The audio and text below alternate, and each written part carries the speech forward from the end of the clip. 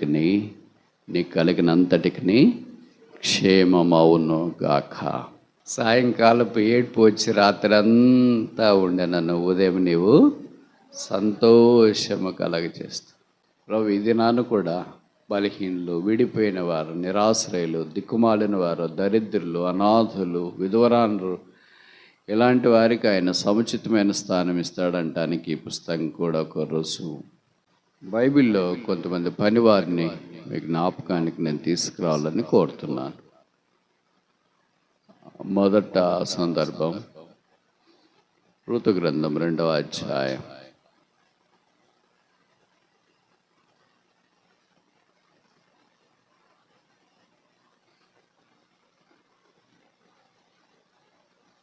ఐదవ వచనం. Ruth chapter 2 verse 5. Ruth 2:5. అప్పుడు బోయజు కోయి వారి మీద ఉంచబడిన తన పనివాణిని చూచి ఇచ్చినది. ఎవరని అడగ్గా, కోయి వారి మీద నుంచబడిన ఆ పనివాడు. చాలు. కనుక ఈ పనివానికి ఒక పేరు పెడదాం. ఏమనంటే బోయజు పనివాడు, బోయస్ వాక్. ఇక్కడ బోయస్ ధనవంతుడు, భాగ్యవంతుడు, ఒక ఉన్నత స్థానంలో ఉన్న వ్యక్తి. ఆయన కొన్ని పొలాలు ఎన్నున్నాయో మనకు తెలియదు, కానీ గొప్పోడని మాత్రం వాక్యంలో రాసినారు. ఆయన పొలంలో పనిచేసే వాళ్ళు చాలామంది ఉన్నారు. వాళ్ళ పైన ఒక ఆయన ఉన్నాడు, సూపర్వైజర్ మాదిరి, మన భాషలో చెప్పాలంటే. ఆ సూపర్వైజరు పనులని జాగ్రత్తగా చూసుకుంటున్నాడు. ఇక్కడ రూతు మోయాబులో నుండి బయలుదేరి వైదవ్యంతో యూదా దేశ బెత్లెహేముకు వచ్చిన తర్వాత వాళ్ళిద్దరు అత్తాకు వాళ్ళే ఉన్నారు. కనుక వారికి జీవనోపాధి లేదు, సరైన వస్తువులు కూడా లేవు. విచిత్రం ఏంటంటే ఆ దినాల్లో వృద్ధాప్య పెన్షన్ కూడా లేదు, విధవరాళ్ళ పెన్షన్ కూడా లేదు. అదన్నా వీళ్ళిద్దరికి వచ్చింటుంది, అది కూడా లేదు. కనుక ఇంక వాళ్ళు కష్టపడి పని చేసుకుని బతకాల. విధవరాళ్ళు ఆ దినాల్లో కూలికి కూడా పిలిచేవాళ్ళు కాదు. వాళ్ళు అసలు కనిపిస్తేనే, వాళ్ళని చూస్తేనే అశుభము అని తలంచేవారు. అందుకే శుభకార్యాలకు వాళ్ళని పిలిచేవాళ్ళు కాదు. ఇక పొలంలో కోత అంటే శుభకార్యమే కదా రైతులకి, కనుక అప్పుడు కూడా పిలిచేవాళ్ళు కాదు. అందుకనే కోత ఒకవైపు జరుగుతుంటే కొంతమంది పరిగెరుకునే వాళ్ళు ఉంటారు. మీకు తెలుసు అనుకుంటే ఈ పదము. ఈ పరిగె పరదేశులకు, విధవరాన్లకు, పేదవారికి, దిక్కులేని వారికి వేరుకోవటానికి అనుమతి ధర్మశాస్త్రం ఇచ్చింది. కనుక అలాంటి వారిని నిరాకరించడానికి లేదు. మా పొలంలోకి రావద్దు, ఇక్కడ ఏరుకోవద్దు అని వీళ్ళ ఇశ్రాయేలు ధర్మశాస్త్ర ప్రకారం నిషేధించడానికి లేదు. కనుక రూతు, ఇది పెద్ద పొలము, బోయస్ వాళ్ళ ఇంటికి దగ్గరలో ఉందేమో. ఆ బోయస్ అంటే కూడా ఎవరు ఆమెకు తెలియదు. ఆ పొలంలో ఏరుకోవటానికి వెళ్ళింది. ఒక పక్కన దేశం అమ్మాయి వస్తే, అంటే ఒక పరదేశిని. రూతు అనగా ఫ్రెండ్, స్నేహితుడు, స్నేహితురాళ్ళు, ఫ్రెండ్షిప్, స్నేహము అని అర్థం. మంచి పేరు, పేరుకి తగిన జీవితం ఉంది. మనకు కొన్నిసార్లు పేర్లు బాగుంటాయి, జీవితం అంత సింక్ కాదు. ఎవరు అబ్బాయినికి ఈ పేరు పెట్టినారు, ఎవరు ఆ సిస్టర్కి ఆ పేరు పెట్టినారంటే అది అస్సలు సింక్ కావట్లేదు అని అనుకుంటా. రూత్కి ఎవరు పేరు పెట్టారో తెలియదు, కానీ ఆ పేరు చాలా సింక్ అయింది. అది క్రైస్తవ ప్రపంచంలో కూడా ఇప్పటికీ మారుమ్రోగుతున్న పేరు. ఆ పేరు సాధారణంగా నిరాకరించే వాళ్ళు కనపడారు. ఈ మోయాబు దేశంలో నుండి యూదా దేశ బెత్లెహేములోనికి వచ్చింది. ఈమె సంగతి మనకు బాగా పరిచయం కదా. రావద్దు అని వాళ్ళ అత్తగారు నయమే చెప్పింది. ఈ అత్త కోడళ్ళు మన ప్రస్తుత కాల అత్త కోడళ్ళకి 180 డిగ్రీలు ఆపోజిట్లో ఉంటారు. మన ప్రస్తుత అత్త కోడళ్ళు పాము ముంగీస్ వలె ఉంటారు. ఇక్కడ అత్తా కోడళ్ళు స్నేహితులు, నిజంగా స్నేహితులు. ఆమెకి ఎవరైనా స్నేహితులే, వాళ్ళ అత్త అయినా స్నేహితులే, ఓర్ఫైనా తోడుకోడలు అంటారా మీరు? ఆమె అయినా స్నేహితులే, యేసుప్రభు స్నేహితులే, బోయజు పనివారు, ఎవరైనా ఆమె ద్వారా శత్రువులను సైతం మిత్రులుగా చేసుకునేటట్లుగా తన జీవితాన్ని పరిశుద్ధంగా కాపాడుకుంటూ వచ్చింది. భవిష్యత్తు ఎక్కడ విస్మంత కూడా లేని దగ్గరికి యేసు ప్రభువును బట్టి, అంటే దేవుని బట్టి బయలుదేరి వచ్చినట్లు వాక్యాలు మనం చూస్తాం. కనుక రూతు గ్రంథాన్ని అంతటికీ సాధారణంగా నేను ఎప్పుడూ పేరు పెట్టాలనుకుంటున్నా, కోడలు దిద్దిన కాపురం. ఒకసారి చెప్పనా? కోడలు దిద్దిన కాపురం. కాపురం అత్త దిద్దుతుంది అని అందరూ అనుకుంటాము, కానీ బైబిల్లోన ఇక్కడ రూతు గ్రంథము కోడలే కాపురాన్ని దిద్దింది. ఎందుకు ఇంత పెద్ద పదం చెప్తున్నారు బ్రదర్ అని అంటే, మీరు చెప్పండి మరి, వాళ్ళ అత్త నయమి కూడా ఉంది కదా, ఆమె పెట్టి ఈ పుస్తకం పెట్టవచ్చు కదా. ఆమె ఇశ్రాయేల్ రాలే కదా, మరి మోయాబులో నుండి వచ్చిన నయమి అన్ని రాళ్ళు కదా, మరి ఆమె పేరు పెట్టినారు. బైబిల్లో ఇద్దరు స్త్రీల పేరిట పుస్తకాలు ఉన్నాయని తెలుసు మనకి. రూతు, ఎస్తేరు. ఎస్తేరు అంటే యూదురాళ్ళు, నయం అంటే మోయాబురాళ్ళు. మరి మొదట కనిపించే పుస్తకము యూదుల పేర్లు పెట్టవచ్చు కదా. పరిశుద్ధాత్మ దేవుడికి ఏం పక్షపాతం లేదు. ఎవరైనా ఆయన అంత విశ్వాసం వస్తే వారికి బైబిల్లో స్థానం ఉంది అని వాక్యం మనకు ఇట్టే జ్ఞాపకం చేస్తుంది. కనుక పరిశుద్ధాత్మ దేవుడు ఆమె త్యాగాన్ని బట్టి, తీర్మానాన్ని బట్టి, పరిసర ధర్మాన్ని బట్టి ఆమె పేరే పెట్టాడు ఈ పుస్తకానికి. వాళ్ళంతేం పోట్లాడటానికి లేదు.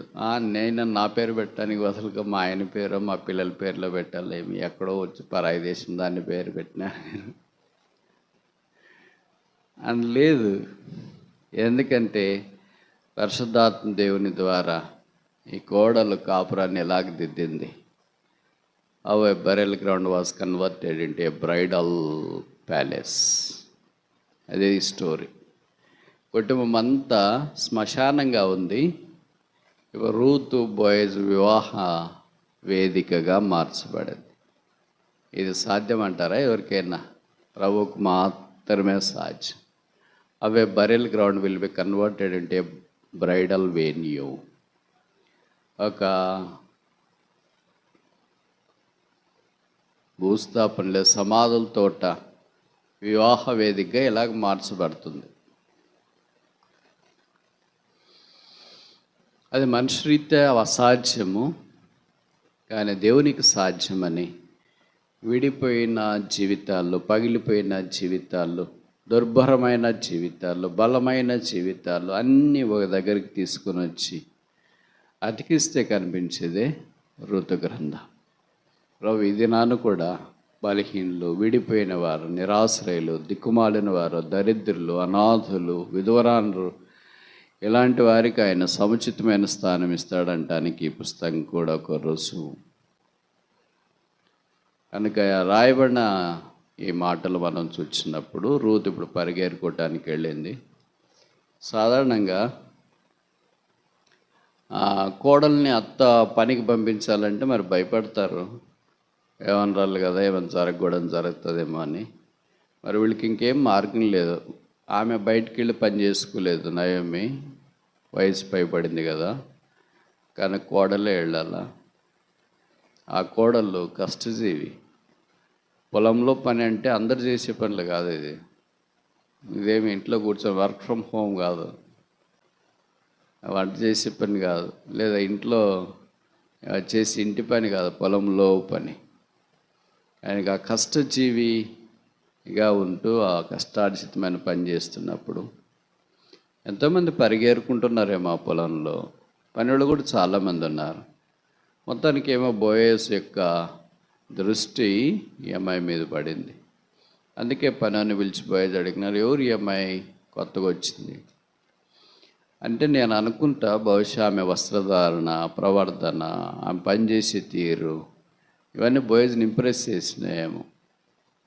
చూడండి, కొంతమంది మనల్ని ఇంప్రెస్ చేస్తారు. మా క్లాస్లో ఉంటారు అనుకో 40 మంది స్టూడెంట్స్. అందరు స్టూడెంట్సే. 2-3 క్లాసులకు వెళితే ఎవరో ఒకరు ఇంప్రెస్ చేస్తారు. వాళ్ళ బ్యాక్గ్రౌండ్ ఏమో మాకు తెలియదు, కానీ వాళ్ళ ప్రవర్తన మనల్ని ఇంప్రెస్ చేస్తుంది. అలాగే మందిరాలకు వెళితే 2-3 రోజులు ఉంటే మేము కూడా కొన్ని విషయాల్లో చూస్తున్నప్పుడు కొంతమంది ఇంప్రెస్ చేస్తారు. అలాగే బాయ్స్ పొలంలో ఎంతోమంది పనివాళ్ళు ఉన్నారు, ఇంతమంది స్త్రీలు కూడా పనిచేయడానికి వచ్చిండొచ్చు. బైబిల్లో పనివాడు అటు కాదు, పనివాడు జీతం నాకు పాత్ర అంటే వాడు చెప్పిందే చేసేవాడు, వాళ్ళనే పనివారు అని అంట. మన ఇంట్లో కూడా పని చేయడానికి వచ్చేవాళ్ళు ఉంటారు కదా, ఉదయం అంటలు తోమంటే అమ్మ ఊడ్చి తోముతా, రే తోము ఊడ్చవచ్చు కదా, అంతలోకి నేను కూడా వంటలు చేసుకోలేదులే అమ్మ అట్లా బాగుండదు. కానీ వాళ్ళు చెప్పినట్లే మనం వినాల. ఆమె ఊడ్చి తోముతారంటే సరే అన్న, అసలు తోమనంటే సరే అన్న, రేపు తోముతా అంటే సరే అన్నాను, మిమ్మల్ని తోముతారంటే సరే అన్న. ఒక్క మాట 2 మాటలు మనం ఎక్కువ మాట్లాడినాం అనుకో, ఎందుకమ్మా ఇవన్నీ ఇటు పడేసినావు, అన్నీ సర్దేసి ఒకసారి ఇల్లు ఊడ్చి పాత్రలు తోమేసి వెళ్ళిపోవానంటే ఇంకా మేము మొదటి కేసులు పెడతాం. బాగలేదమ్మా నాకు పోయేసి వస్తా, రేపు చేస్తానులే. అట్లాంటి పనివాళ్ళు మనకు మామూలుగా కనిపిస్తుంటారు. బైబిల్లో అలాంటి పనివాళ్ళకి స్థానం లేదు. కనుక రూతు పనిచేస్తుంటే బోయజ్ ఆమెను చూచి ఎవరి అమ్మాయి అంటే అప్పుడు పనివాడు జవాబిచ్చు. చూడండి 2వ అధ్యాయం 6వ వచనం, రూత్ చాప్టర్ 2 verse 6. రూతు 2:6.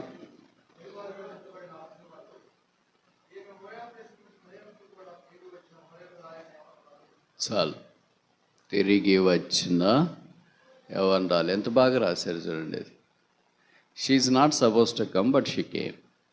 అమ్మాయి రాకూడదు కానీ వచ్చింది. మరి బ్యాక్గ్రౌండ్ ఏంటంటే బ్యాక్గ్రౌండ్ కూడా చెప్పేసి, అమ్మాయి మోయాబీరాలు, వయసు ఏంటంటే అది కూడా చెప్పేసాడు, యవ్వనురాలు, కోయివారి మీద ఉంచబడిన పనివాడు. కోసేవాళ్ళు ఎవరు? ఇది మనం కొత్త నిబంధన పరిచర్లోకి అన్వయించుకోవటానికి ప్రయత్నం చేస్తే ఇక్కడ వర్కర్స్, దైవ సేవకులు, పరిచారకులు, ఎవాంజలిస్ట్, రెస్పాన్సిబుల్ బ్రదర్స్, ఇలాగ అందరూ కోసేవాడు. వారు పనుడు ఎవరు అని అంటే పరిశుద్ధాత్మ. పైవారు ఎవరు అంటే పరిశుద్ధాత్మ దేవుడు. ఈ పని చేసే వారందరిపైన పరిశుద్ధాత్మ దేవుడు. ఇప్పుడు బాయ్స్కి ఎలాంటి పని వాళ్ళు కావాలంటే ఎవరు వచ్చినారు ఎవరు పోయినారు చెప్పే పని వాళ్ళు కావాలి. మనము దేవుని మందిరంలో ఉన్నప్పుడు ఇలాంటి పనులుగా ఉన్నామా? బాయ్స్ పొలం దేవుని మందిరానికి సాదృశ్యం. అందుకే రూతు చెప్పడమాయ్ ఎక్కడికి వెళ్ళదు, ఇక్కడే ఉండు, ఇక్కడే ఎరుకో, ఇక్కడే. ఇంక నీకేమన్నా అవసరమైతే వాళ్ళు నీళ్ళు తెచ్చిస్తారు, భోజనం కూడా తీసుకొని వచ్చిస్తారు అని ఆయనకి ఆమె చూసిన వెంటనే కనికరం పుట్టింది. ఎంత కనికరం పుట్టిందంటే రూత్ అంది పరదేశినైన నాయుళ్ళని కటాక్షం కలగటానికి కారణం ఏంటి? Heart melting. హార్ట్ మెల్టింగ్ వేరే, హార్ట్ బ్రేకింగ్ వేరే. అర్థమైందే? హార్ట్ ఉన్న వాళ్ళకి గుండె కరిగిపోవడం వేరే, మనసు ఇరిగిపోవడం వేరే. మనసు ఎందుకు ఇరిగిపోతుందంటే చెప్పింది చేయకపోతే మనసు ఇరిగిపోయిందంట. కొంతమంది భార్య భర్తలు పోట్లాడేటప్పుడు అంటారు నీ మీద మనసు ఇరిగిపోయిందండి. నేను చూస్తే మనసు కరిగిపోయింది. కనుక కరిగిపోవడం వేరే, ఇరిగిపోవడం వేరే. మనకు యేసుప్రభువుని చూస్తే కరుగుతుందా ఇరుగుతుందా? చెప్పరేంటి? 2 కావదా? కనుక రూత్ చెప్పిన మాటలు మనకి హార్ట్ మెల్టింగ్. పరదేశినైన నాయళ్ళ ఏమి తెలిసిన కటాక్షం చూపించినావు. రూత్ విషయంలో బయట చేసిన తీర్మానం అమోఘం. ఇప్పుడు మనం అన్ని సంగతులు చూడంగానే పనివారిని గురించి మాత్రం చూస్తాం. అది ఇప్పుడు పనివారు ఎలాగుండాలో మనం కూడా దేవుని మందిరంలో పరిచర్య చేసేవాళ్ళు, సండే క్లాసులు, యూత్ లీడర్స్, పరిచారకులు, ఎల్డర్స్, దైవ సేవకులు, మోయాబీరు లాంటి వాళ్ళు ఎవరన్నా వచ్చినారా? వస్తే వాళ్ళు ఏం చేస్తున్నారు? వాళ్ళ బ్యాక్గ్రౌండ్ ఏంటి? ఈ పొలంలో, ఈ సంఘంలో, ఈ మందిరంలో ఇలాంటి వారి ద్వారా దేవుడు కార్యం చేస్తున్నాడు అనే ఎరుక కలిగి ఉండడం చాలా ఆధారం. మనకేమో ఎవరు వస్తున్నారు ఎవరు పోతున్నారు, మనకేమో ఎవరో చూసుకుంటారులే అని అనుకుంటా ఉంటాం. పెద్ద పెద్ద మందిరాలు అయితే ఒకవేళ మనం చెప్పేది వాస్తవం కావచ్చు, ఎందుకంటే చూసుకోలేము. అయితే చిన్న మందిరాల్లో ప్రతి మందిరంలో బోయస్ ఉంటాడు, ఆయన పేరే యేసు. ప్రతి మందిరంలో పనివాడు ఉంటారు, ఆయన పేరే పరిశుద్ధాత్మ దేవుడు. ఆయనతో కలిసి మనం పని చేయాలని కోరబడుతున్నాం. కనుక మొదటి పనివాడు చేసే పని ఏంటంటే సోల్ విన్నింగ్, ఆత్మల రక్షణ.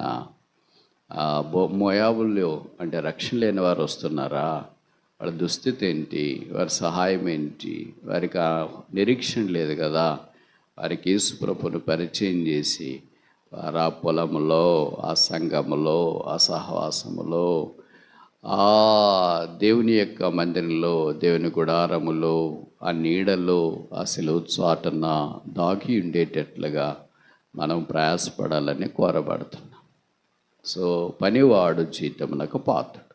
మొదటి పనివాడు బోయజు పనివాడు, ఆత్మల పర్యవేక్షకుడు, ఆత్మల రక్షణ కొరకై ప్రయాసపడేవారు.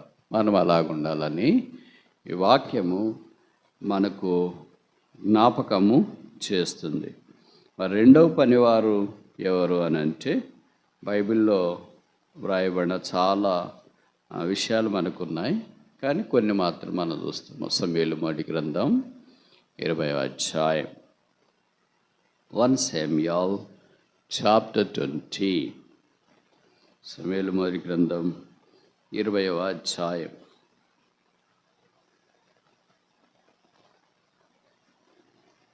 38వ వచనం.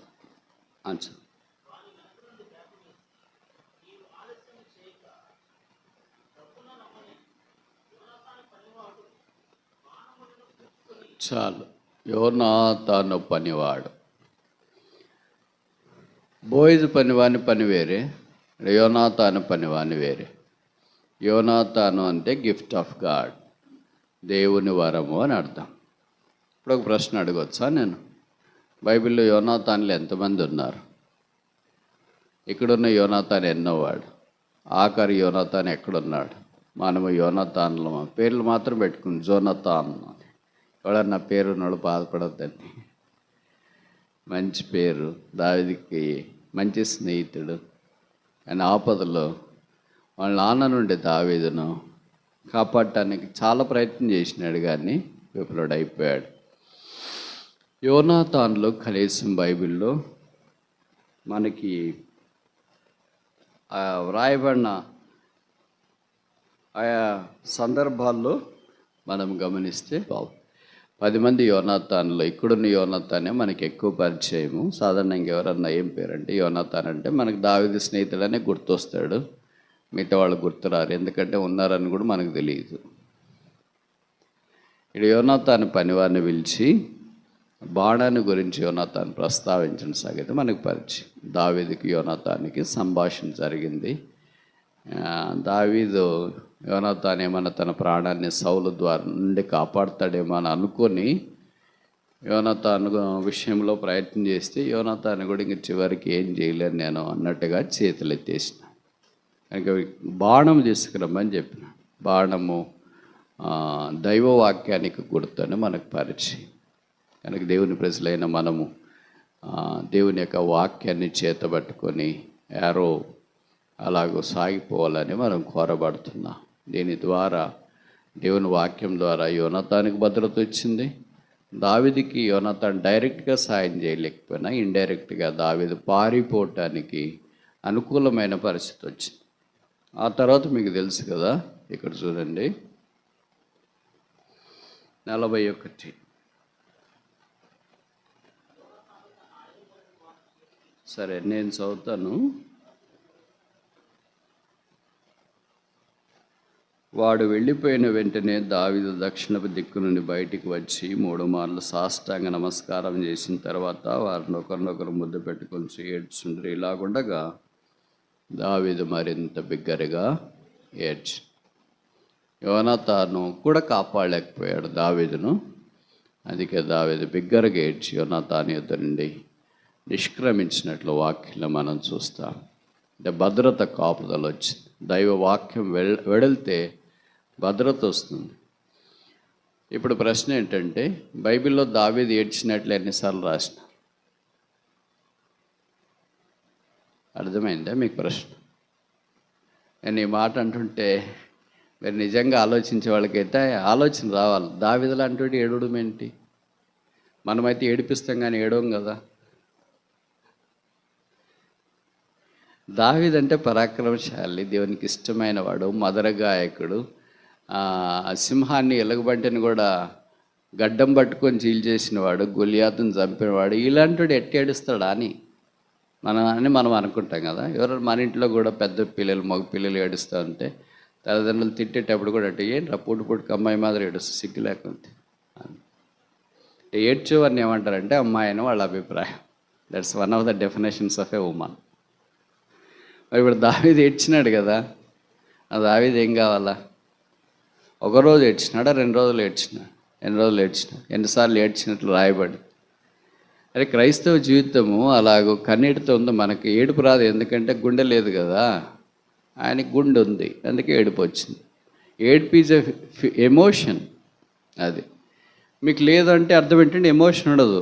కొంతమంది శిలలపై చెక్కిన శిల్పాల వల్లే ఉంటారు. ఏమన్నా వాక్యం చెప్పు, వాళ్ళకి ఏమీ పని చేయదు. ఎట్లా వచ్చినారో ఎట్లా కూర్చున్నారో పోయేటప్పుడు కూడా అట్లే కూర్చుని పోయి అందరూ ఏడుస్తున్నారు, మీకేం ఏడుపు రాలేదండి, మామూలు బ్రదర్ వాళ్ళు చెప్తానే ఉంటారు. దైవవాక్యం వారి హృదయాల్ని బద్దలు చేయలేకపోతుందంటే వాళ్ళు ఏం చేస్తున్నారంటే వాళ్ళ హృదయానికి ఒక షీల్డ్ పెట్టుకొని ఉన్నారు. వచ్చిన దైవవాక్యం అనే బాణాలన్నీ రిఫ్లెక్ట్ అయ్యి కింద పడిపోతాయి, అవి లోపలికి ప్రవేశించట్లేదు. కొంతమందికి దేవుని వాక్యం లోపలికి వెళ్ళిన వెంటనే వారి హృదయం బద్దలైపోయి దైవ సన్నిధిలోకి వచ్చి ప్రార్థన చేసి ఏడుస్తారు. దావీదు ఎన్నిసార్లు ఏడ్చినారని చెప్పట్లేదేంటి? ఎన్నిసార్లు? 1 నుండి 100 దాకా ఏదో ఒకటి చెప్పాలి. ఇప్పుడు ఇవన్నీ మీకు ఎందుకు చెప్తున్నానంటే దావీదు లాంటి ఆత్మీయుడు కూడా మానవ ఎమోషన్స్కి అతీతుడు కాడు. ఎమోషన్ ఉన్న వాళ్ళ సంగతి ఇదే మీకు అర్థమవుతుంది. కొంతమంది నేను చూస్తుంటా మందిరాల్లో ఉన్న ఏమి ఎమోషన్ ఉండదు, వాళ్ళకి ఏమైనా ఒకటే ఉంటుంది. ఏ పాట పాడినా ఒకటే, ఏం వాక్యం చెప్పినా ఒకటే, ఎట్లా మాట్లాడినా ఒకటే, జోకులు వేసినా ఒకటే, గట్టిగా చెప్పినా ఒకటే, కేకలు వేసినా ఒకటే, ఏడుస్తూ చెప్పినా ఒకటే, ఏం చెప్పకపోయినా కూడా ఒకటే. అలాంటి వాళ్ళని చూసినారా మీరు? మీ మందిరాల్లో కూడా ఉంటారు. వాళ్ళకి ఏమీ ఉపయోగం ఉండదు, అందుకే వాళ్ళని శిల్పాలు అనేది. అంటే మామూలుగా ఉంటారు అంతే. మీ ఇంట్లో కూడా ఉంటారేమో. అప్పుడు మీరు ఏం డాడీ అసలు నీకు ఫీలింగే లేదేంటి, ఎమోషనే లేదేంటి? దేనికి ఒకటి ఫీలింగ్ ఎమోషన్ ఉండాలి కదా. దావీదు is a more emotional man and a spiritual two. As the coin has both sides, both valid, his life has both sides, both valid. On one side is emotional, on the other side is spiritual. బైబిల్లో ఆయన కనీసం 4 సార్లు ఏడ్చినట్లు రాయబడింది. దావీదు లాంటి శూరుడు, పరాక్రమవంతుడు మరింత బిగ్గరగా ఏడ్చి. బైబిల్లో దావీదు ఏడ్చిన సందర్భం మొదటిది. వాళ్ళ నాయన నిరాకరించినప్పుడు ఏడవలేదు, వాళ్ళ అన్నోళ్ళు తిట్టినప్పుడు ఏడవలేదు, ప్రతికూలమైన పరిస్థితులు భార్య కూడా నేనేం చేయలేను, అయ్యో నీ ఇష్టం తప్పించుకో, లేకపోతే మన ఆయన చంపేస్తాడన్నా ఏడవలేదు, అయ్యో భార్య ఇలాగ అనింది అని. కానీ స్నేహితుడు తను విడిచిపెట్టినప్పుడు, స్నేహితుడి నుండి విడిపోతున్నప్పుడు దావీదు ఏడ్చిన. ఒక పూట ఏడ్చినా 2 పూటలు ఏడ్చినాడా? 8 పూటలు ఏడ్చాడంటారు. ఆయన ఏడ్పే పానంగా ఉందట రాసినాడు. నాకు అంత ఎమోషనల్గా ఉంటారా కొంతమంది? సో 30వ కీర్తన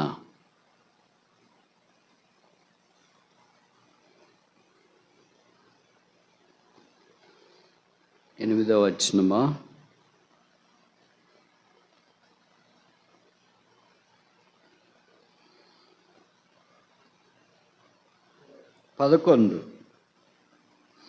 Psalm 30 verse 11. నా ప్రాణం మౌనంగా నుండక నేను కీర్తించినట్లు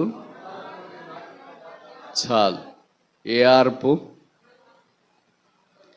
అంగలార్పు అనే పదం ఎవరికి వాడతారు తెలుసా? మీకు తెలుగు వచ్చా? అంతా ఇంగ్లీష్ మీడియమా? ఏడవటానికి హై ఎండ్ పదం ఏంటంటే అంగలార్పు. ఏడుపు అనేది మామూలుగా వాడే పదం. అంగలార్పు, రోదన అనేది ఏంటంటే ఒక యవనస్తురాలైన స్త్రీకి భర్త చనిపోతే ఆమె రోదనను, అంగలార్పును దాంతో పోలుస్తారు. అంటే ఆమె దుఃఖాన్ని అంగలార్పు రోధంతో పోలుస్తారు. అదేంటంటే ఇర్రిపరబుల్ లాస్, ఇంకా అది ఎప్పుడు తిరిగి రాని నష్టం. మామూలు మనకి ఏదో చిన్న చిన్నవి జరిగితే అది వేరే విషయం. బట్టలు తీసుకురాలేదు ఏడ్చినారు, ఎవరో తిట్టినారు ఏడ్చినారు, వాడుకోలేదు ఏడ్చినారు, ప్రజలు పరిచయలో వినియోగించుకోలేదు ఏడ్చినారు, అంటే అదంత వెరీ లైట్. కానీ ఒక యవనస్త్రాలకి భర్త చనిపోయినాడు అని అంటే కలిగే దుఃఖాన్ని అంగలార్పు అంటారు. విలాపములు,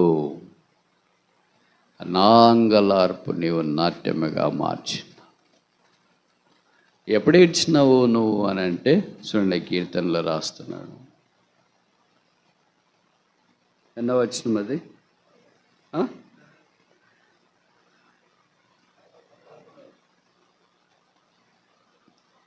ఎప్పుడు ఏడుస్తున్నాడంటే మీరు 11 వచ్చినమని చెప్తున్నారేంటి? తెలుగు అర్థం కాదు కదా మీకు ప్రాబ్లం. 5వ వచనం,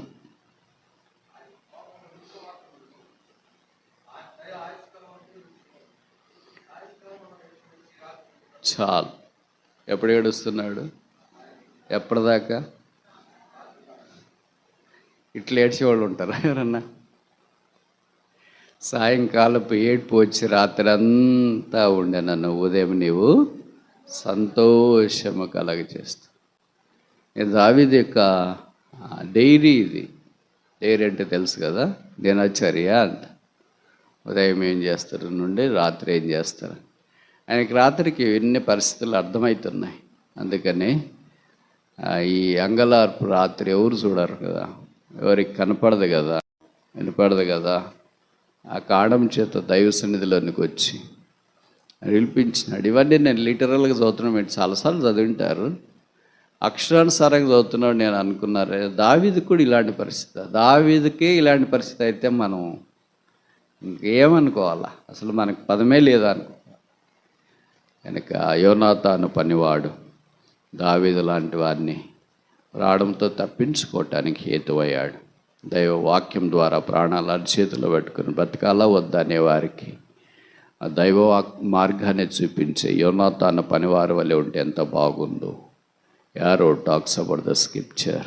బాణము దైవ వాక్యాన్ని మనకు జ్ఞాపకం చేస్తుంది. 3వ పనివారిని చూస్తామా? సమూయేలు మొదటి గ్రంథం 25వ అధ్యాయం. 1 Samuel chapter 25.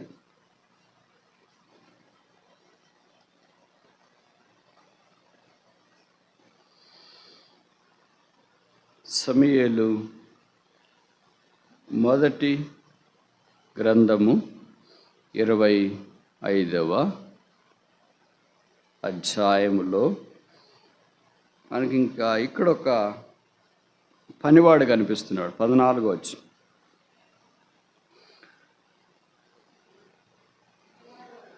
పనివాడు ఒకడు నాబాలు భార్య అయిన అబీగేలుతో ఇట్లా నేను సాలం. పనివాడు వారి యజమానురాళ్ళకు కలిగే ఆపదను ఊహించి తప్పించడానికి పూనుకున్నాడు. ఈ పనివాడు ఇతరుల యొక్క సేఫ్టీ, సజెషన్, వారి యొక్క సెక్యూరిటీ ఆలోచించే పనివాడు. ఈ పనివాడు ఎవరింట్లో ఉన్నాడో కానీ పని పేరు మాత్రం రాయలేదు. ఈ సందర్భాలన్నింటిలో పని పేరు రాయలేదు చూడండి, కానీ యజమాని పేరు మాత్రం రాసినారు. మొదటి యజమానుడు ఎవరు? బోయజ్. రెండవ బోయజ్ అంటే స్ట్రెంగ్త్, బలము అని అర్థం. రెండవ యజమానుడు ఎవరు? జోనాతాన్ అంటే గాడ్ ఈజ్ మై గిఫ్ట్, యెహోవా అయిన వరము. మూడవ యజమాని ఎవరు? నాబాలు లేదా అబిగైల్. నాబాలు అంటే మోటువాడు అని అర్థం. ఆయనకి అబిగైలు వివాహం జరిగింది. ఎవరు తెచ్చినారో మరి ప్రపోజల్ తెలియదు. ఎక్కడున్నాడు పెళ్ళిళ్ళు పేరయ్య అని బట్టి ఒక ఆత్మీయ సహోదరిని, ఒక ఆత్మీయత లేని నాటోనికి మొరటోనికి వాళ్ళని కట్టబెడతారా? చూడాలి కదా, అన్నీ చూస్తారు కదా, మరి వీళ్ళకి సింక్ అవుతుందా లేదా అని. ఆయన ఏం చూసినట్లు లేడు. ధనవంతుడు కదా, బాగున్నాడని అబిగైల్ వాళ్ళ అమ్మ నాయనకి ఏం చెప్పినారేమో, వాళ్ళ అమ్మాయి చేసుకో, బాగా ధనవంతుడే, బాగా సుఖపడతావే అని. ఇప్పుడు ఆయన ధనం సుఖపెట్టలేదు కానీ ఆమెని కష్టంలోకి నెట్టింది, ప్రాణం అరిచేతులు పెట్టుకునింది. కుటుంబాన్ని కాపాడటానికి నిలబడగలిగింది. కనుక స్త్రీ is capable to save our family. సహోదరి ఒక కుటుంబాన్ని కాపాడుకోవటానికి. అబిగేలు నాబాలుకి భార్య అనే వాక్యంలో మనం చూస్తాం. We have a right women for a wrong person, wrong man. సరే కాని పురుషునికి సరైన స్త్రీ ఉంది. ఇది అప్పుడు జరుగుతుంది, ఇప్పుడు కూడా జరుగుతుంది. ఒక స్టోరీ, ఒక అధ్యాయం అంతా రాయాల్సిన అవసరం ఏముంది? నాబాలు, అబిగేలు, దావీదు, పనోడు, ఇది స్టోరీ. ఈ కథంతటికి ఒక అధ్యాయం రాయాలనా? ఎందుకు రాశారు నేను అర్థం చేసుకునేది మీకు చెప్పనా? An ungodly family can be converted into a godly family by a godly woman. దైవత్వము లేని భక్తిహీనమైన కుటుంబాన్ని భక్తి కలిగిన ఒక స్త్రీ ఎలాగో దేవుని యొక్క భక్తిలోనికి తీసుకొని రాగలదు అనేది ఈ అధ్యాయం యొక్క సారాంశం. నేను ఈ మాటలు చెప్తే మీరు అనుకోవచ్చు, ఇంకేం లేదు బ్రదర్, అంతా అయిపోయింది, కానీ ఇప్పుడేం చేస్తాం మేము, చేత కూడా కావట్లేదు. వీఆర్ ఆల్సో టైర్డ్ మెంటల్లీ, మానసికంగా అలసిపోయినా, అన్ని విషయాలు అలసిపోయినా, ఇంకేం పోరాడలేము. ఏదో మా నాయన వాళ్ళు వీళ్ళు ఇచ్చి పెళ్లి చేసినారు. అలాంటి వాడికి, మోటోడికి ఆయన గురించి 5 నెగిటివ్ క్యారెక్టర్స్ రాసినారు. ఇక్కడ తెలిసిన చదివితే మీకు చాలా ఫీల్ అయిపోతారు అనుకుంటా. చదువుతారా? మరి ఏం చేస్తున్నా, అట్లాంటి వాళ్ళు బ్రదర్స్ కొంతమంది ఉన్నారు.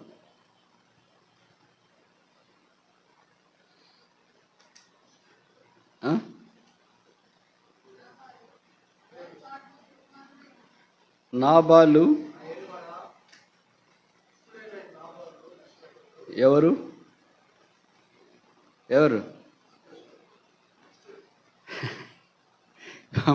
భార్య ఆ మాట భర్తను గురించి చెప్పిందంటే ఎంత విసిగిపోయిండాలో చూడండి. సాధారణంగా భర్తని గురించి వాళ్ళు చెడ్డగా ఎప్పుడు ఎంత తాగబోతైనా, ఏమక్క తాగే రోడ్లంబడి పడిపోతుండే, లేదు బ్రదర్, అప్పుడు ఎప్పుడో ఒకసారి బాగలేనప్పుడు పోతుంటాడు. ఆమెకు తెలుసు తాగి పడిపోతున్నాడు, ఊరంతా తిడుతుందని. కానీ 5G కవరేజ్ ఇస్తారు కదా వాళ్ళు. ఆ కవరేజ్ ఇచ్చి ఆమె విసిగిపోయిందేమో. అందుకని ఇక్కడ నాబాలు గురించిన ప్రస్తావన వచ్చినప్పుడు ఆమె అలాగ మాట్లాడము వాక్యంలో మనము గమనిస్తున్నాం. తర్వాత చాలు, మోటుతనం. మూడవది దుర్మార్గుడు. సమూయేలు మొదటి గ్రంథం 25వ అధ్యాయం 3వ వచనం. మోటువాడు, మోటుడైతే ఏదన్నా మంచివాడైతే పర్లేదు, కానీ మోటుతనానికి దుర్మార్గత తోడైతే అది చాలా ఘోరం. అంటే కాపురం ఇంతకాలం ఎలా చేసినావమ్మా, నీకు చేతులు ఎత్తి దండం పెట్టాలనేటట్లుంటారు లోకంలోనైతే. ఇలాంటి కుటుంబం కూడా ఉంటుందే. మరి బైబిల్లో రాశారు. ఎందుకు రాశారంటే మనలాంటి కొంతమంది కష్టపడే స్త్రీలు ఉంటారు కదా, ఎట్లాంటి వానికి ఇచ్చి మా నాయన పెళ్లి చేసినాడబ్బా జీవితాంతం. వాళ్ళ ఆయన అమ్మేమనుకుంటారు, వయసుకు వచ్చిన తర్వాత అమ్మాయి ఏమో గుండెల మీద కూర్చునింది, బాగైతారులే, ఎవడికో ఊరికిచ్చి పెళ్లి చేస్తే వాడే రక్షణ పొందుతాడులే బ్రదర్. మా దగ్గరకు వచ్చి కొంతమంది ఇలాగ వాళ్ళ లాజిక్, థియాలజీ చెప్తుంటారు. మాకు రక్షణ పొందకపోతే ఏం బ్రదర్ అంటే, ప్రార్థన చేయండి బ్రదర్ అని. అదేదో ముందే చేసుకోవచ్చు కదా బ్రదర్, తర్వాత చేసుకునే దానికంటే. అవి నరకంలో దోసేసిన తర్వాత ప్రార్థన చేయండి అంటే ఇంకేం ప్రార్థన చేస్తాం? దాంట్లో నుండి బయటకు వస్తున్నాయి కదా. ఎవరో ఇట్లాంటి కృప కలిగిన దయాప్రాప్తురాయిన స్త్రీ మాత్రము నాబాలు చెరలో నుండి బయటికి రాగలిగింది. నాటోడు, మోటోడు, దుర్మార్గుడు. ఇంకా తర్వాత ఆయన గురించి చెప్పబడిన మాట ఏంటి? అప్పుడే ఎంత దూరం పోతురే? 17వ వచనం.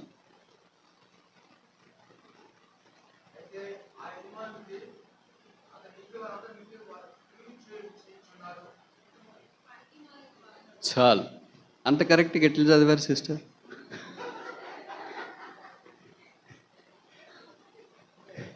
ఇది పెద్ద అనుభవమా? పెళ్ళైందో లేదో తెలియదు ఆమెకి, వేరే ఒకేసారి అనుభవం చెప్పారు. ఈ క్యారెక్టర్స్ ఎట్లా రాసినారో మరి చూడండి. సేమ్ మన దినాల్లో ఉన్నట్లాంటి వాళ్ళు ఉన్నారు ఆ దినాల్లో కూడా. ఏదో ఇంకో మాటలో చెప్పాలంటే ఆ దినాల్లో ఉన్నోళ్ళు మన దినాల్లో కూడా ఉన్నారు. సో ఇప్పుడు ఎన్ని కనిపించినాయి? ఎన్ని కనిపించినాయి? ఓకే, 5వది ఇప్పుడు చదవండి. ఆ బ్రదర్ ఏదో చాలా ఉబులాట పడుతున్నాడు. 36 వచ్చిన వర్స్ 36.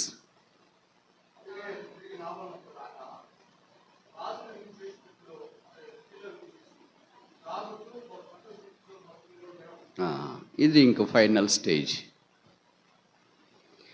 సో ఇలాంటి వంతన ఒక దైవభక్తి కలిగిన స్త్రీ ఇంతకాలం ఎట్లా కాపురం చేస్తుంది? This is the moving story, real story, telling story, tall story, heart melting and breaking story. ఇలాంటి వాళ్ళు ఆ దినాల్లో ఉన్నారు, ఈ దినాల్లో కూడా ఉన్నారు. ఒక అధ్యాయం అంతా దీని గురించే డిస్క్రిప్షన్. నేను చెప్పేవాడిని ఏంటంటే, ఇలా కష్టపడేవాళ్ళు ప్రతి మందిరంలో ఖచ్చితంగా ఒక స్త్రీ అన్నా ఉంటుంది. ఆమె పేరు అబిగేలు, వాళ్ళ ఆయన పేరు నాబాల్. వాళ్ళకి మందిరికి వచ్చినప్పుడు కూడా ఆయనే కనిపిస్తుంటాడు, నాబాల్. ఇక తప్పించుకొని వస్తామని వచ్చినాము, అయినా వదలట్లేదు కదా. రాత్రి నిద్రపోయినా ఆయనే కనిపిస్తుంది, సువార్తకు పోయినా ఆయనే, ప్రార్థన చేసినా ఆయనే. ఇది ఏమి ఇటు చేసినారు మా నాయన అమ్మ, లేకపోతే ఎవరో దైవసేవకుడో ఎవరో బిలీవర్స్ అని అనుకుంటా. మరి ఎవరు చేసినారు ఈ పెళ్ళేళ్ళు పేరా మీ ఊర్లో ఉంటే పిలుచుకురండి, చెప్పదాం ఆయనకి. ఎందుకే పోయి అంత దైవభక్తురాలకి, మంచి దైవభక్తి కలిగిన వారిని తీసుకుని వచ్చింటే ఆ కుటుంబం ఎంత బాగుండేదని. అలాగే నేను ఒక స్థలంలో చెప్తే, బ్రదర్ ఇద్దరు భక్తి కలిగిన వాళ్ళు ఉంటే 25వ అధ్యాయం మొదటి సమయంలో ఎట్లా వస్తుంది బ్రదర్? మొదటి సమయాలు 25వ అధ్యాయం రావటానికి ఖచ్చితంగా నావాలు ఉండాల్సిందేనా? ఆ బానిస అయిపోయిన, సమిధ అయిపోయిన, బాధితురాలు అయిపోయిన అబిగేలు యొక్క జీవితం చాలా కష్టం. విచిత్రం ఏంటంటే, వీళ్ళ ఇంట్లోనే ఒక మంచి నమ్మకమైన వాడు ఉన్నాడు. వాని పేరు రాయలేదు కానీ ఏం రాశారు? పనివాడు. ఒక పనివాడు వచ్చి 17వ వచనంలో అబిగేలుతో మాట్లాడుతున్నాడు. మా యజమానుని అతని ఇంటి వారందరికీ వారు కీడు నిశ్చయించున్నారు కనుక ఇప్పుడు నీవు చేయవలసిన దానిని బహుజాగ్రత్తగా ఆలోచించాలి. మామూలు జాగ్రత్త కాదమ్మా, బహు జాగ్రత్తగా ఆలోచించని తన యజమానురాలకు చెప్తున్నాడు. బహు జాగ్రత్తగా నువ్వు ఆలోచించాలా. బహు అనేది ఈ అధ్యాయంలో 5 రకాలుగా అనిపిస్తుంది, అన్ని డిఫరెంట్ కోణాల్లో. బహు సంతోషించుండి అని ఇందాక చెప్పినాం కదా. ఆయన మందబాటలు పట్టుకుని ఇదే లోకం అనుకుంటా ఉన్నాడు. అది కూడా బహు సంతోషం. బహు పనికి మాలినవాడు, బహు జాగ్రత్తగా ఉండాల. బహుధనవంతుడు, మొదటి ఆరంభవచనంలో మనం చూస్తాం. అంత బహువే, చెడుగు బహే, మంచి కూడా బహే. 2 ఎక్స్ట్రీమ్స్ ఆర్ మెన్షన్ హియర్. కనుక ఆ పరిస్థితులన్నింటిలో కూడా దైవ సన్నిధిని అనుభవించాలని ఒక పనివాడు ఒక యజమానురాలకి ప్రబోధిస్తున్నాడు. చూడండి, పనివాళ్ళు మన అంతరంగ విషయాలలో, అంటే ముఖ్యంగా భార్య భర్తల విషయాలలో మాట్లాడగలుగుతున్నాడు అని అంటే, ఆ పనివాడు ఈ కుటుంబం యొక్క క్షేమమును గురించి ఎంత ఆలోచించాలి. మాకెప్పుడో పిల్లప్పుడు ఏం చెప్పినారంటే, పిల్లప్పుడే రక్షణ పొందినప్పుడే, ఎవరు పోట్లాడినా పోయి జగడం తీర్చవచ్చు, కానీ భార్య భర్తలు పోట్లాడొస్తే మాత్రము పొరపాటును కూడా పళ్ళెత్తి మాట్లాడదు. ఎందుకంటే గొడవలన్నిటికంటే సెన్సిటివ్ గొడవ ఏంటంటే భార్య భర్తల మధ్య గొడవ. కనుక భార్య భర్తలు వచ్చి మాకు కూడా చెప్తుంటారు కొంతమంది, వాళ్ళు తెలియక అమాయకం మేము ఏదో పరిష్కారం చెప్తామని. సరే వచ్చిన వాళ్ళు ఎందుకు కాదనలా, వాళ్ళు నిరుత్సాహపడతారని. కాదు బ్రదర్, అది బ్రదర్, ఇది బ్రదర్ అని ఆయన చెప్పేస్తుంది. తర్వాత ఆయన వైపు చూస్తే ఆయనే చెప్పేస్తాడు. ఏం చేయమంటారు బ్రదర్ అంటే, మా దగ్గర అన్నిటికీ ఒకటే సొల్యూషన్ ఉంటుంది కదా, ప్రార్థన చేస్తాం బ్రదర్ అని. వాళ్ళు అంత ఆవేశంతో వస్తారు, ప్రార్థన చేసి పంపిస్తే వాళ్ళకున్నంత సప్సలిపోతుంది. ఆయన తిడతాడేమో, నన్ను తిడతాడేమో అని వాళ్ళు వస్తే. కానీ ఇక్కడ భార్య భర్తల గొడవల జోలికి సాధారణంగా ఎవరు పోలని కూడా ఎవరు ఆలోచించుకోరు. అందుకే మీకు తెలుసో తెలీదు, భార్య భర్తలు అట్లా గొడవ పడుతూ నా దగ్గరికి వచ్చినప్పుడు కూడా వాళ్ళు అడుగుతుంటే నేను అడిగే మొదటి ప్రశ్న ఏంటంటే, మీకు పిల్లలు ఉన్నారా? ఉన్నారు బ్రదర్. ఏం చేస్తున్నారు? Teenage brother. మరి వాళ్ళు మీరు పోట్లాడుతుంటే ఏం చేస్తున్నారు? ఆ పిల్లలు చాలా తెలివైన పిల్లలు, అందుకే మౌనంగా ఉంటున్నారు బ్రదర్. అమ్మ వైపు చెప్పిన సమస్య, నాయన వైపు చెప్పిన సమస్య. అంటే వాళ్ళు మౌనంగా ఉన్నారు అనేది వాళ్ళ మానసిక భవిష్యత్తును గురించి నిర్ధారిస్తుంది. వీళ్ళు పోట్లాట, వీళ్ళిద్దరు చచ్చిపోతే ఇటుకి అయిపోతుంది. అంటే నేను ఎందుకు ఇట్లా మాట్లాడుతున్నాను అని అంటే, వారిద్దరు పోట్లాట పిల్లల భవిష్యత్తును తీవ్రంగా ప్రభావితం చేస్తుంది.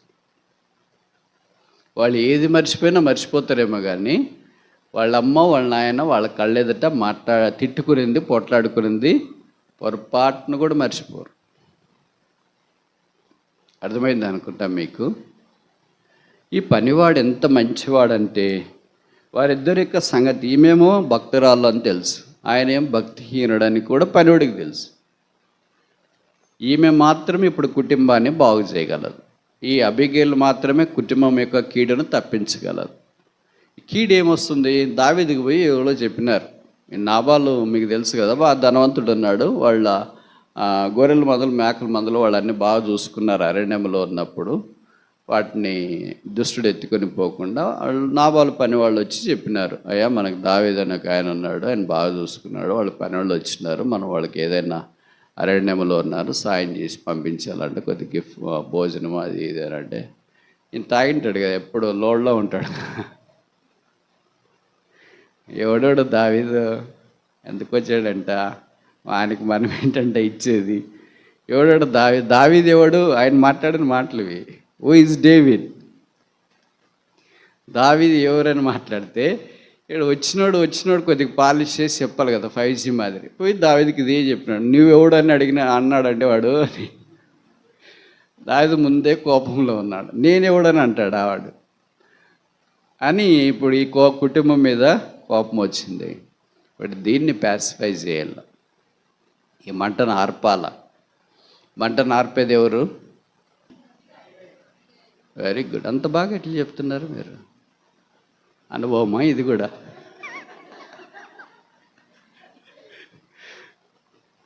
మంట పెట్టేది ఎవరు?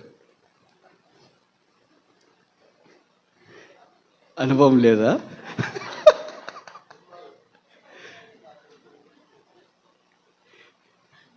This is a family moving story. ఇది మీరు భక్తి కలిగిన కుటుంబాలు ఉంటే ఇది మీకేం అర్థం కాదు. భర్త ఒక రకం, భార్య ఒక రకము, మధ్యలో పిల్లలు ఉంటే వాళ్ళకి మాత్రం తెలుస్తుంది నరకం అంటే ఎట్లుంటుంది, ఎక్కడుంటుంది అనేది. వాళ్ళకేం చెప్పాల్సిన పని లేదు. నరకం ఉందిరా అని అంటే, ఎక్కడుంది అంకుల్? మా ఇంట్లోనే ఉంది. హెల్ is that in my home because my father and my mother fight each other. ప్రతిరోజు వాళ్ళు పోట్లాడుతూనే ఉంటారు.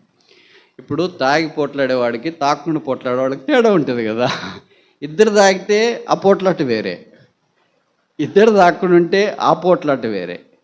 ఇది ఎక్స్ట్రీమ్ పోట్లాట, డిఫరెంట్ పోట్లాట. ఇలాంటివే జరిగేది ఇళ్లల్లో. ఒక పనివాడు అబిగేలుతో చెప్పిన మాటను అబిగేలు గుర్తుపట్టుకొని గాడిద గంత కట్టించి, ఆ పనివాడు ఎలాగో సలహా ఇచ్చినాడో ఆ ప్రకారం బహు జాగ్రత్తగా ఆలోచించి. కనుక ఇవన్నీ మనకి ఏ జ్ఞాపకం చేస్తాయంటే, women has a capacity to quench the fire. స్త్రీకి అంటే అందరి స్త్రీలకు కాదు, దైవభక్తి కలిగిన స్త్రీ కుటుంబాన్ని ఆపద నుండి కాపాడుకోగలదు. దైవభక్తి కలిగిన స్త్రీ పనికిమాలిన భర్త, మోటువాడు, తాగుబోతు, ఇలాంటి అన్ని అవలక్షణాలు కుప్పబోసినట్లు కనబడే వ్యక్తినితో సంసారం చేసిన ఆ కుటుంబాన్ని, ఆస్తిని భద్రపరచుకోగలదు అని వాక్యంలో మనం చూస్తున్నాం.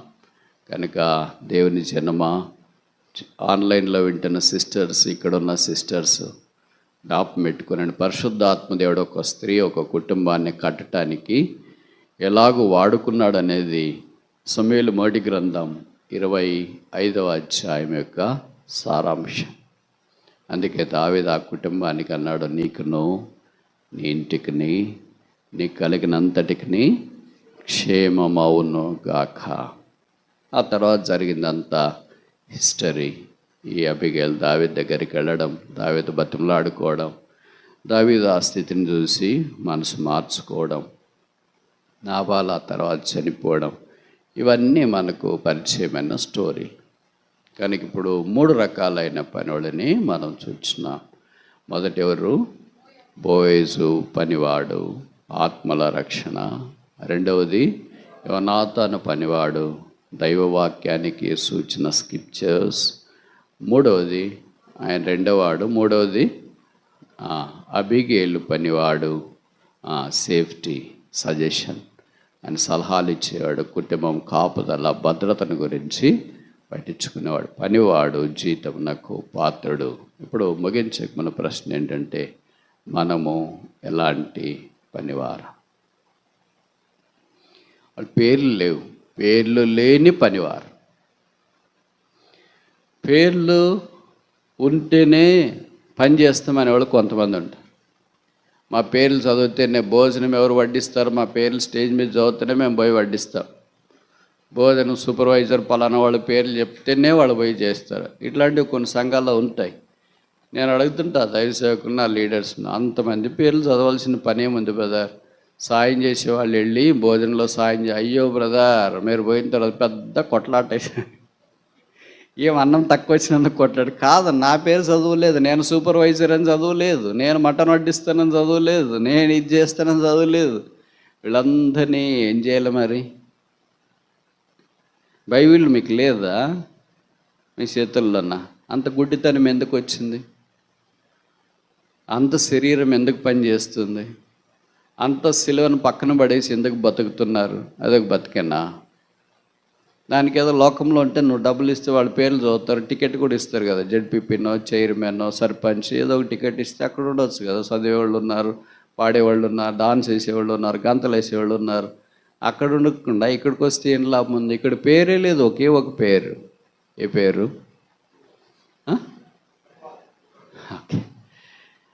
ఇక్కడ ఎవరి పేరు లేదు, ఒకే ఒకరి పేరు, యేసు ప్రభు పేరు.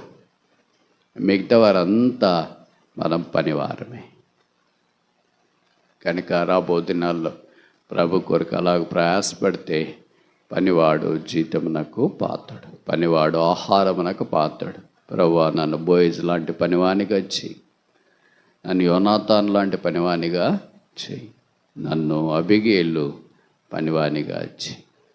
అలాగూ పనివారిగా మనం ఉన్నప్పుడు క్రీస్తు యేసును అనుసరించడానికి ఉంటాడు. ఆయన చెప్పాడు, నేను పనివానికి ఈ భూమి మీదకి వచ్చినాను, ఏమిటి this world not to be ministered but to minister అంటూ.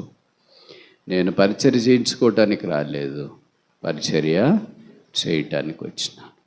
మన యాత్రా జీవితంలో ప్రభుకు నమ్మకమైన పనివారిగా, క్రీస్తుకు మంచి పనివారిగా మనం జీవించినట్లు పరిశుద్ధాత్మ దేవుడు మనకు సహాయం చేయనుగాక. ప్రార్థన.